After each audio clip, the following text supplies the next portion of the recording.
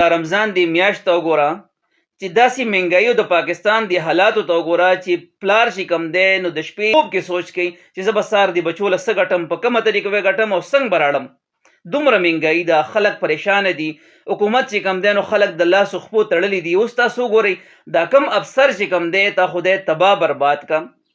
ته د دې عوامو په سر باندې ټیکسونه اخلي، د دې په پیسو باندې ته په سرکاري غټو غټو ګاډو کې ګرځي، د دې د خدمت دپاره ته منتخب شوي، تاله سهولیت درکړی شوي دي، تاله کور درکړی شوی دی، تا ستا بجلی بلونه ستا چې کوم دی ډېر زیات مراعات درکړي شوي دي، صرف او صرف د دې مقصد دپاره چې ته د دې عوامو خدمت وکړې. نو ته رالږې یو پلار غریب لګیا دی، یو سپین ږیره لګیا دی، هغه ځان له پکوړې سموسې خرڅوي چې په مشکل به هغه 1500 روپۍ ماښام نه راړي او ده سره به غم ومي، او ته راځې نو هغه باندې لختې راږدي او بیا د هغه نه ویډیوګانې جوړوي او ذلیلکۍ شرمایي هم.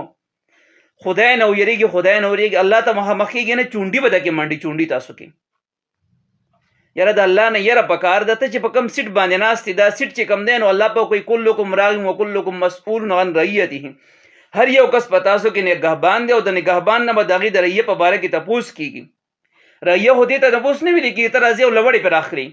ټیک ده دا ستا رعیه ده، که یو غلط کار کوي نو د دې اصل طریقې نورې هم دي، ته وارننګ ورکاتې په احسن طریقه پوه که که بیا هم نه پوه کېږي نو د انساني حدودو کې دننه چې کوم دی نو ته یو اکشن اخیستی شي، خو دله الټرنیټ څه متبادل د کمایۍ د بچو له د روزي ګټلو سیسټم هم وکړه. دا نه چې ته راځې او د خلکو مخکې دی بې عزته کوې، دا غریب به ماشومان له سوړي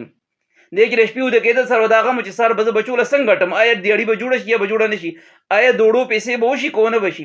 آیا دا کوم ماشومان چې په کور کې بیمار پراته دي نو دی ما سره خرچې جوړه شي که جوړه به نه شي. الله استغفر الله. څومره چې هم افسران دي، څومره چې هم متعلقه حکام دي، چې کوم کسان په ډیوټۍ باندې دي، زما دې ته عجزانه درخواست دی چې دا کرسی دا سیټ چې کوم دی نو دا یو ذمواري وګڼئ او د دې په باره کې شپې چې وده کېږي هم دغه یرې نه د الله نه سوال کوئ چې په صحیح طریقه استعمال کړم چې سبا تا ته مخامخ کېږم، هسې نه چې د دې په باره کې دا باري وزن په ما پروت دی او دا به زه څنګه دا کوم.